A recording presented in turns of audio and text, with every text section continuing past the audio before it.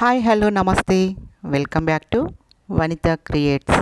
ఈరోజు మన కిచెన్లో ఎగ్ సాక్షుక ఎలా తయారు చేయాలో చూపించబోతున్నాను.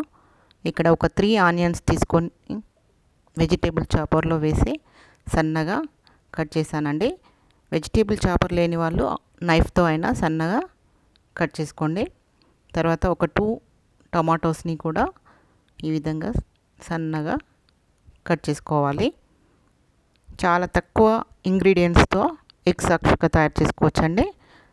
చూడండి, ముందుగా స్టవ్ ఆన్ చేసి ప్యాన్ వేడి చేసుకొని అందులో ఒక 2 టేబుల్ స్పూన్ల ఆయిల్ వేసి జీలకర్ర, ఆవాలు, పచ్చిమిర్చి వేసి ఒకసారి మిక్స్ చేయాలి.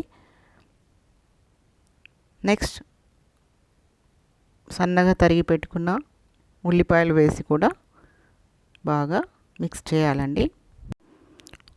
ఆనియన్స్ త్వరగా వేగాలంటే ఇక్కడ ఒక స్పూన్ సాల్ట్ వేసుకొని మళ్ళీ ఒకసారి మిక్స్ చేసి ఒక 2-3 మినిట్స్ మూత పెట్టి ఆనియన్స్ని ఫ్రై చేసుకోవాలి. స్టవ్ని మాత్రం లో ఫ్లేమ్లో పెట్టుకోండి. ఆనియన్స్ని మళ్ళీ ఒకసారి మూత తీసి కలిపి చూసుకోండి. ఇంకొంచెం వేగాలండి కాబట్టి నేను ఇంకా 2-3 మినిట్స్ క్యాప్ పెట్టి స్టవ్ని లో ఫ్లేమ్లో పెట్టి ఫ్రై చేశాను. చూడండి, ఆనియన్స్ ఆల్మోస్ట్ ఫ్రై అయ్యాయి. ఈ టైంలోనే అల్లం వెల్లుల్లి పేస్ట్, పసుపు వేసి బాగా మిక్స్ చేయాలి. ఈ విధంగా కలుపుకోవడం వల్ల అల్లం వెల్లుల్లి పేస్ట్ అడగంటకుండా ఉంటుంది. ఇప్పుడు ముందుగా తరిగి పెట్టుకున్న టమాటోస్ని వేసి కూడా మొత్తం కలిసేలా కలుపుకోవాలి. చాలా సింపుల్ అండి ఈ కర్రీ చేసుకోవడం. వినడానికి పేరు మాత్రమే కష్టంగా ఉంది కానీ చేయడం మాత్రం చాలా ఈజీ. బ్యాచిలర్స్కి అయితే సూపర్ రెసిపీ అండి.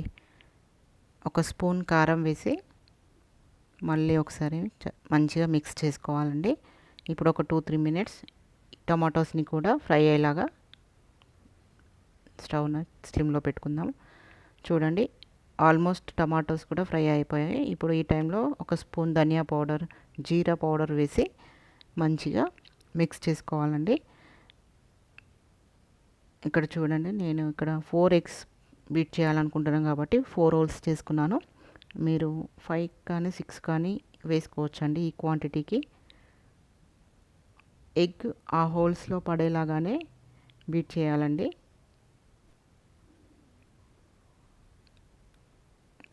ఈ విధంగా బీట్ చేసిన తర్వాత కొత్తిమీరతో గార్నిష్ చేసి మూత పెట్టాలండి.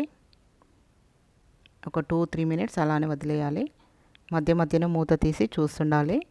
ఇంకా ఎల్లో అలాగే ఉంది కాబట్టి మళ్ళీ ఒక 2-3 మినిట్స్ మూత పెట్టి ఉడికించుకోవాలి.